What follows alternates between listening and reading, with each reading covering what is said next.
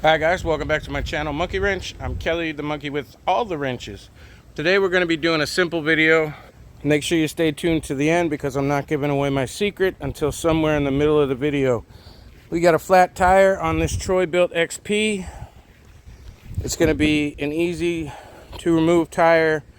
Let's get it off the machine. Let me show you how easy that is. Please subscribe. So if you've never worked on one of these before, these tires are really easy to get off. The axle is basically just a bolt. In this case, it's 3/4 of an inch.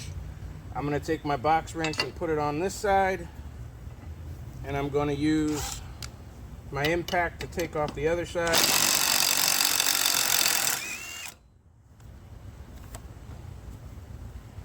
We're going to take the bolt out. In this one, there's a couple of spacers that go on each side, easy enough, and this axle also comes out. So when you put the axle back through, you put the spacers back on each side, and you just tighten that thing down as tight as it'll go. This will flex a bit as it's supposed to. It'll close in on the spacers, and it will allow the tire and the axle inside to move. You can put a little grease on these if you want. I choose not to because grease draws in dirt and dust, clogs this thing up, and causes issues. So as long as it's spinning freely, you're just fine. Now all I'm going to do is take this tire off, put a new tube in it, and put it back on.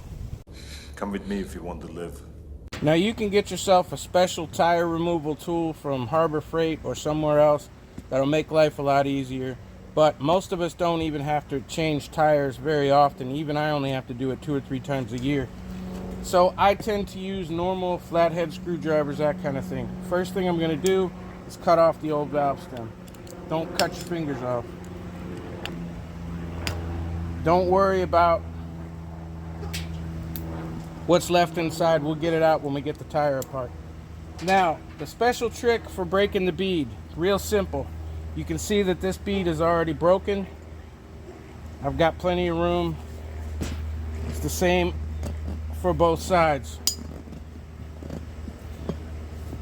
And I'll give you that trick at the end on how to do it. Now I like to do it with the valve stem facing up. You've all seen videos where people have done tires before. It's much easier when the bead is already broken. When you're dealing with a tire that has no tube in it, you don't have to worry so much. It's putting it back on where you can tear the tube.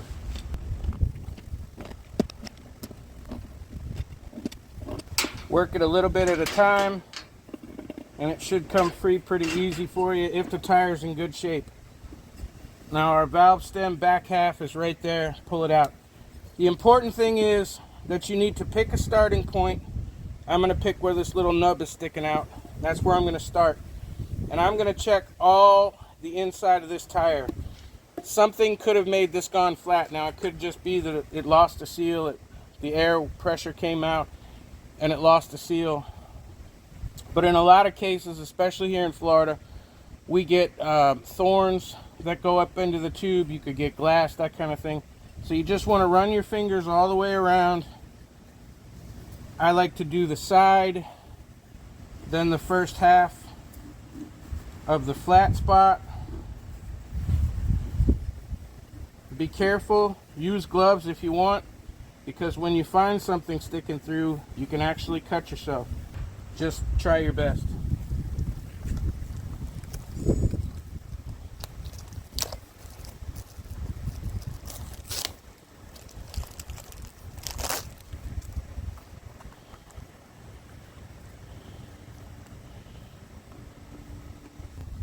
We're going to feed this inside of the tire.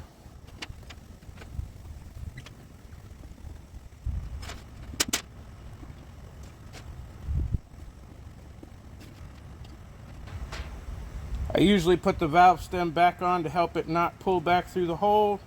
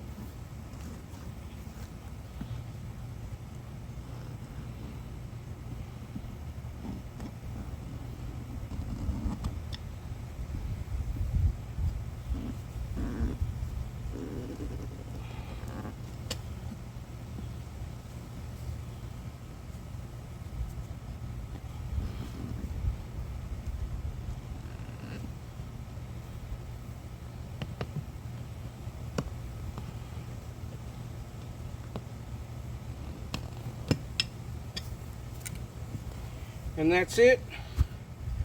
Make sure your valve stem is straight and still through.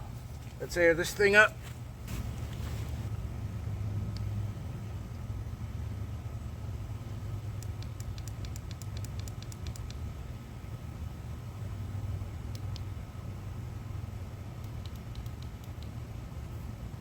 And I usually air these up to about 10 pounds.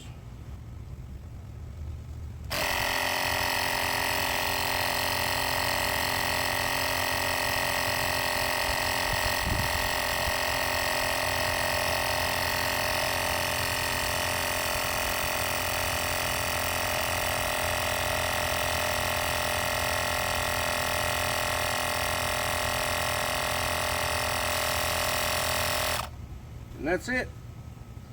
10 pounds I find is just fine. You can give it a listen. You can dunk it in water, make sure that you don't have any leaks. And we're good to go. So if you've been with me this long, you watched the video all the way through without skipping, you're a legend. Thanks so much. For those of you that are new to working on your own stuff, things are as easy as they seem, and sometimes even easier.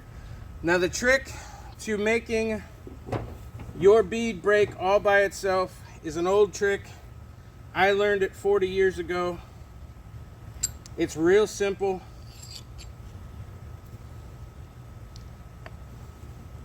Let's make sure our axle's back through.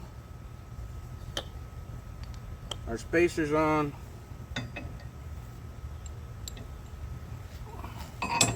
Now we just raise it up. Find the hole. There's a joke in there somewhere.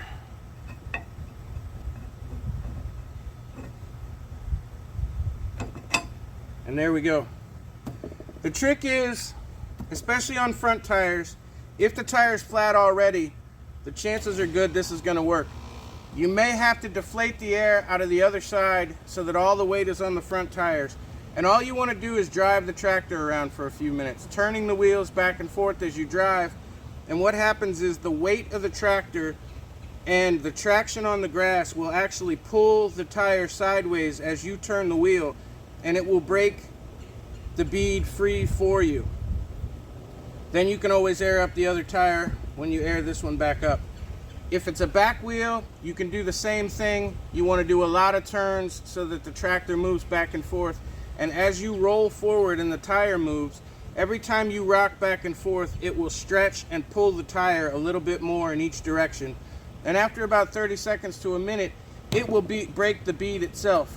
Even if there's some kind of sealant on there because you had a leaky tire and somebody tried to fix it, the weight of the machine will pull the bead free. All you have to do is turn back and forth pretty much as quickly as you can, and changing the tire will be this easy with no special tools. Use the tractor itself to get itself broken. Put your nut back on, get your wrench and your impact, and tighten her down.